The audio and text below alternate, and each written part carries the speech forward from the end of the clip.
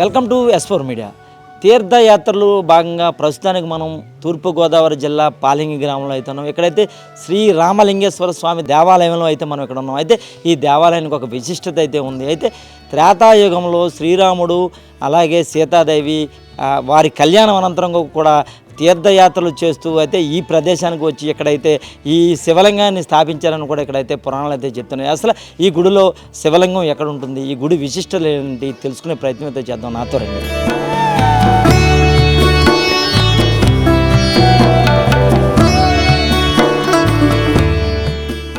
ప్రస్తుతానికి శ్రీరామలింగేశ్వర స్వామి వారి దేవస్థానం అయితే ఉన్నాం. ఇక్కడైతే ప్రధాన అర్చకులు రఘు శర్మ గారు అయితే మనతో ఉన్నారు. వారిని అడిగి అసలు స్వామివారి విశిష్టతలు ఏంటి తెలుసుకునే ప్రయత్నం. నమస్తే అండి. నమస్కారం అండి. స్వామివారి విశిష్టతలు ఏంటి? స్వామివారు రామలింగేశ్వర స్వామి వారి యొక్క ప్రతిష్ట, అందుకనే రామలింగేశ్వర స్వామి అని సార్థక నామం కలిగి ఉన్నారు. త్రేతాయుగంలో రాముల వారు సీతాదేవి పట్టాభిషేకం అయిపోయిన తర్వాత వనవిహారానికి వెళుతూ స్వామివారిని ప్రతిష్ఠించడం జరిగింది. పక్కన ఉన్నటువంటి తటాకు, ఈ ఊరంతా కూడా పాలంగి గ్రామం, తూర్పుగోదావరి జిల్లా. ఇక్కడ ఉన్నటువంటి ఈ తటాకంలో సీతాదేవి ఇసుకని లింగాకారంలో తయారు చేసి రాముల వారికి ఆ లింగాకారాన్ని ఇవ్వగా ఆయన అభిషేకం చేసుకుని వెళ్ళినటువంటి ప్రదేశం అన్నమాట. మహాపుణ్యక్షేత్రం. రాముల వారు ప్రతిష్ఠ చేసిన అనంతరం రామలింగేశ్వర స్వామి వారు ఉగ్ర రూపం, అంటే జ్వలలింగం అన్నమాట. మనకి లింగాకారాలు రకాలు ఉన్నాయి. జ్వలలింగం, వాయులింగం, ఆత్మలింగం ఎలా అయితే ఉన్నాయో స్వామివారు జ్వలలింగం అన్నమాట. ఆయన చల్లార్చడానికి 365 రోజులు 24 గంటలు గంగాదేవి ఆయన చల్లారుస్తూ ఉండాలి. ఈయన నీళ్ళల్లోంచి బయటికి రాకూడదు, శరీరం పొడిబారిపోకూడదు అన్నమాట. అందు గురించి ఎప్పుడూ కూడా నీళ్ళల్లోనే ఉంటారు. తర్వాత ఈయన సజ్జోజాతలింగం, అంటే పడమట ముఖం చూస్తున్నటువంటి లింగాకారం. మనకి దేవాలయాలన్నీ కూడా తూర్పు ముఖాన ఉంటాయి. ఇక్కడ ప్రత్యేకత ఏంటంటే పడమట ఆలయం అన్నమాట, పడమట లింగాకారం. ఇక్కడ నందీశ్వరుల వారు తూర్పుకు చూస్తూ ఉంటారు. ఎక్కడైనా సరే స్వామివార్లు మూల విరాట్లు మెయిన్ స్వామివార్లు తూర్పు ముఖం చూస్తూ ఉంటారు. ఇక్కడ నందీశ్వరుల వారు పడమట ముఖం తూర్పు ముఖం చూస్తూ ఉంటారు, స్వామివారు పడమట ముఖం చూస్తూ ఉంటారు.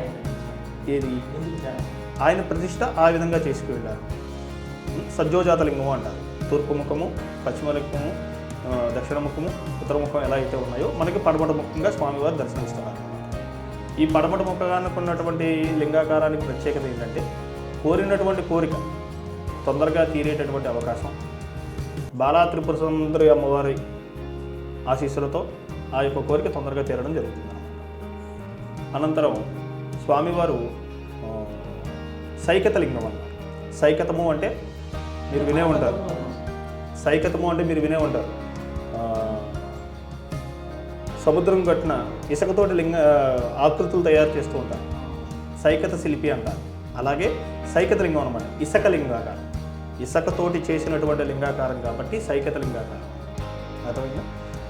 ఇక్కడ ప్రత్యేకత ఏంటంటే స్వామివారి యొక్క దర్శనం కాశీ మహాక్షేత్రంలో ఉన్నటువంటి విశ్వేశ్వర స్వామివారి యొక్క దర్శనం చేసుకుంటే ఎంత భాగ్యం కలుగుతుందో ఇక్కడ స్వామివారిని దర్శనం చేసుకుంటే అంత భాగ్యం కలుగుతుంది. ఇక్కడ చుట్టుపక్కల ప్రాంతం కనుక మనం గమనిస్తే పడమట ముఖాన ఉన్నటువంటి ఈ స్వామివారి యొక్క ఆలయం ఎదురుకుండా శ్మశానం, దక్షిణ ముఖంగా శ్మశానం, తూర్పు ముఖంగా కూడా శ్మశానం, 3 భాగాలు కూడా శ్మశానం అన్నమాట. స్వామివారికి అత్యంత ఇష్టమైనటువంటి ప్రదేశాల్లో శ్మశానం.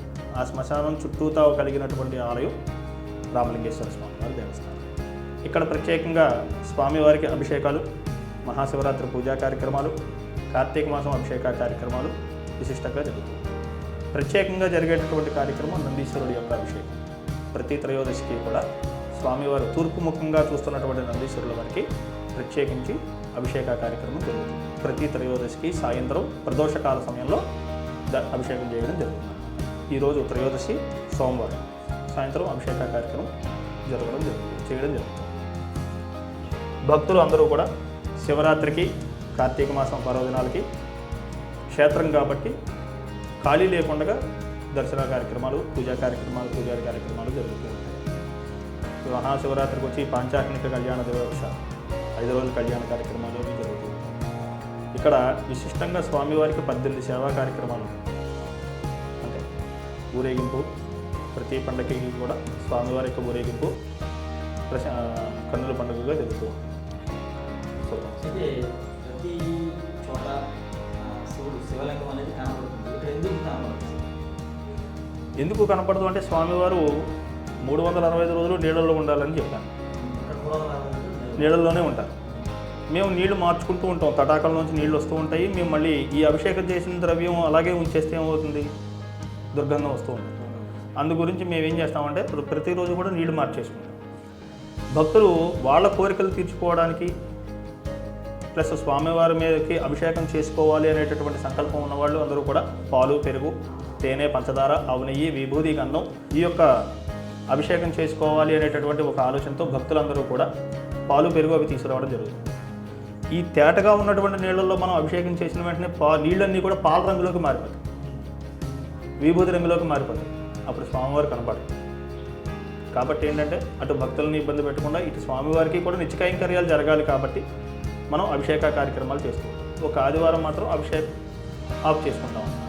ఆ రోజు ప్రత్యేకించి స్వామివారి యొక్క నిజరూప దర్శనం ఇవ్వడం జరుగుతుంది.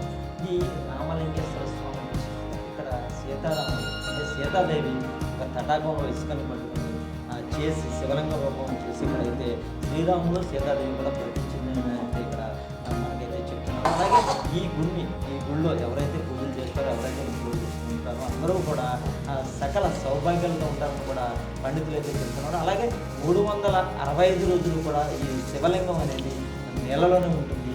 అయితే నీళ్లు మారిస్తే ఇక్కడ ఉండే పాలింగి అనే ఈ గ్రామానికి అనిష్టం జరుగుతుందని కూడా పురాణాలు చెప్తున్నాయని కూడా మనకైతే వేద పండితులు అయితే చెప్తున్నారు. కెమెరామెన్ చెల్లితో కొండరి ఉమ్మడి